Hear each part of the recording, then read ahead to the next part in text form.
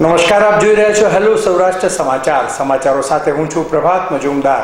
સમાચારોની શરૂઆત કરતા પહેલા નજર કરીએ આજની હેડલાઇન્સ પર. રાજકોટ મનપાની પ્રી મોન્સૂન કામગીરીની ખુલી પોલ.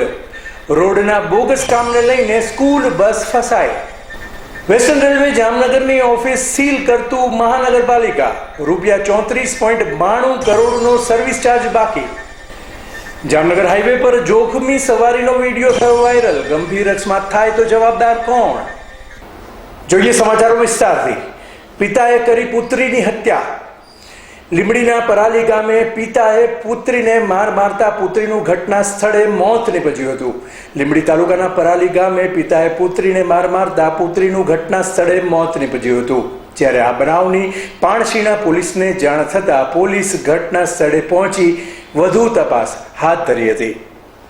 પરાલી ગામે રહેતા ઉગેશભાઈ કેવુભાઈ ઉગરેચા અને તેમના પત્ની રક્ષાબેન સાથે કોઈ કારણોસર બપોરના સમયે ઝઘડો થયો હતો, જેમાં ઉગેશભાઈ ઉશ્કેરાઈને તેમની 15 વર્ષીય પુત્રી સંગીતાબેન ઉગેશભાઈ ઉગરેચાને બોથડ હથિયાર વડે માર્યો હતો, જેમાં સંગીતાબેનને ગંભીર ઈજાઓ થવાના કારણે તેનું મોત નીપજ્યું હતું.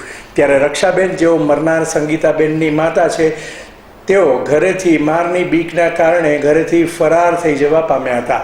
જ્યારે આ બનાવની જાણ પાણશીણા પોલીસ હેડ કોન્સ્ટેબલ પ્રકાશભાઈ ચીલાને થતાં તેઓ પોલીસ કાફલા સાથે ઘટના સ્થળે દોડી આવ્યા હતા અને આ બનાવ અંગે વધુ તપાસ હાથ ધરી હતી.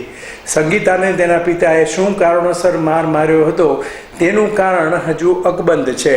ત્યારે સંગીતાબેનને ડેડ બોડીને પોસ્ટમોર્ટમ અર્થે લીંબડી સિવિલ હોસ્પિટલ ખાતે ખસેડવામાં આવ્યા હતા. ત્યારે લીંબડી સિવિલ હોસ્પિટલ ખાતે PSI ZL ઓડેદરા સહિત પોલીસ કાફલો દોડી આવ્યો હતો. ત્યારે આ બનેલ બનાવની તપાસના ચક્રો ગતિમાન કર્યા હતા.